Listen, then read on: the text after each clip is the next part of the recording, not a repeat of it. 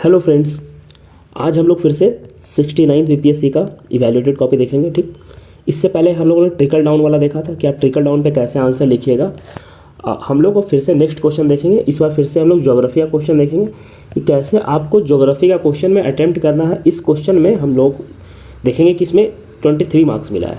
इसमें 23 मार्क्स मिला है तो आप समझिए कि 23 मार्क्स हाईएस्ट होता है। ठीक, तो इतना मार्क्स आपको कैसे फीच करना है कि आप कैसे इतना मार्क्स लाइएगा। 23 मार्क्स टॉप अगर इतना आता है तो आपका नंबर अच्छा आएगा। ठीक, तो सबसे पहले हम लोग वही देखें कि ब्रेक कैसे करते हैं क्वेश्चन को।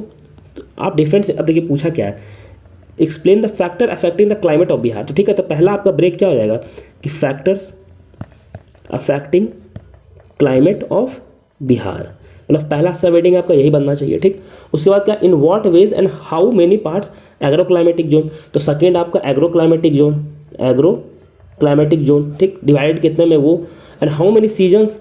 देखिए देख रहे आप, ये देखिए कि ये अंडरलाइन कैसे किया हुआ है, factors affecting agro climatic zone, season and effect of this season.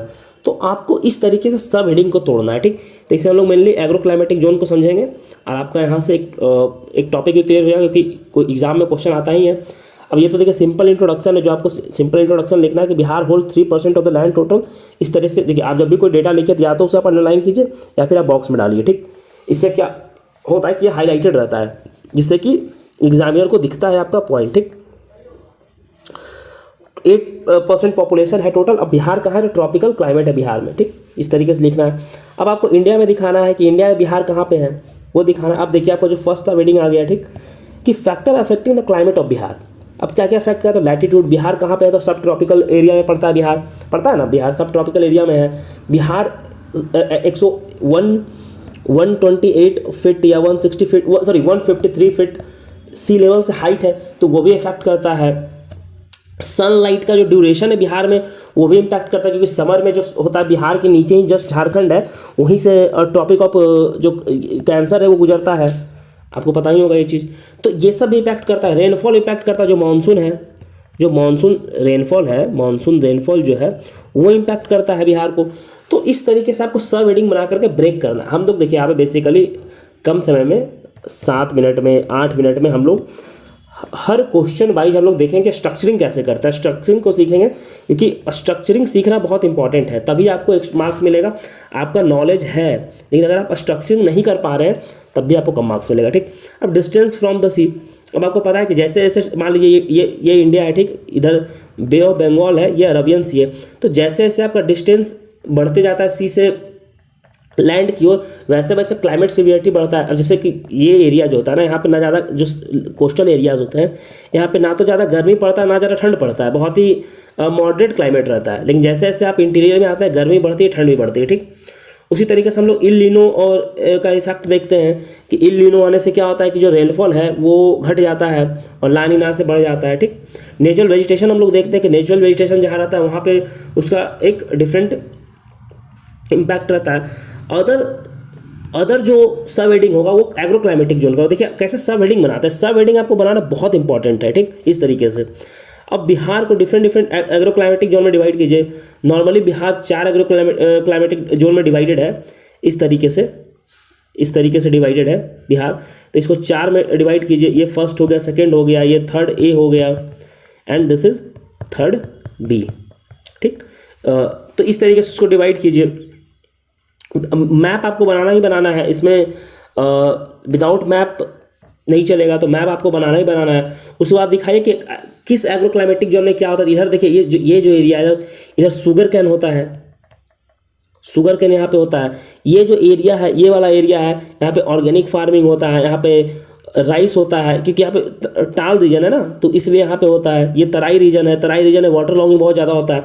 या फिर जो ये रीजन है यहाँ पे टी कल्टीवेशन होता है ना, ये रीजन में मखाना होता है, ये जो रीजन है यहाँ पे मखाना होता है। तो ये क्योंकि यहाँ पे वाटर लॉगिंग होता है, बाढ़ आता है, तो इस तरीके से आपको दिखाना है। ठीक, देखिए जूट होता है, इस एरिया में जूट होता है। ये जो एरिया है यहाँ जूट कल्टीवेशन होता है। इस एरिया में वाटर लॉगिंग बहुत ज़्यादा है, इस तरीके से आपको दिखाना है। वेस्ट चंपारण में पीटी सॉइल है, पेडिमेंट सॉइल हम लोग सब जानते हैं। तो शुगर केन का प्रोडक्शन होता है, अभी हम लोगों ने बात किया। South Bihar drought prone region है, तो ड्राउट प्रोन रीजन है तो क्या मेज होगा, वीट होगा, यही सब होता है ना। उसी तरीके से भागलपुर बक्सर से जो बेल्ट है, जो ऐसे लंबा ऐसा बेल्ट गया हुआ है, यहीं पे ऑर्गेनिक फार्मिंग को प्रोड्यूस ये कर रही है, प्रमोट कर रही है बिहार सरकार, है ना। जैविक खेती को प्रमोट कर रही है, जो 13 डिस्ट्रिक्ट का जो कॉरिडोर बनाया गया है, तो ये आपको लिखना पड़ेगा। अब देखिए नेक्स्ट हेडिंग क्या डालते हैं हम लोग, सीजन ऑफ बिहार, ठीक, सीजन ऑफ बिहार। तो आप डिफरेंट सीजन दिखाइए बिहार में कितने, वैसे तो इसमें 5 डाला हुआ है, लेकिन मेनली 3 सीजन होता है बिहार में, आप डाल सकते हैं इस तरीके से सीजन डाल सकते हैं, ठीक। और उसके बाद आप लिखिए कि इम्पैक्ट ऑफ द सीजन क्या है। तो समर सीजन का इम्पैक्ट क्या है, खरीफ क्रॉप समर में आता है, मानसून डिपेंडेंट है, पैडी होता है, ठीक, इस तरीके से आपको दिखाना है।